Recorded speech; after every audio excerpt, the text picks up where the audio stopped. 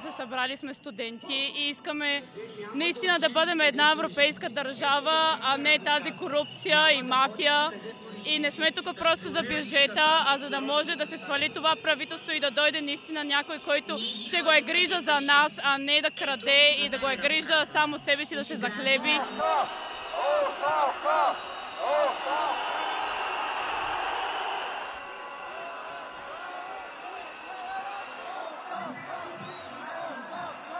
Реших, че когато сме много хора, може да се променят малко нещата. Супер много ме радва, че виждам и млади хора, социалните медии гърмят, защото за съжаление това е новата комуникация, но много по-обширна от абсолютно всичко. Според мен малко или много ще има ефект това нещо.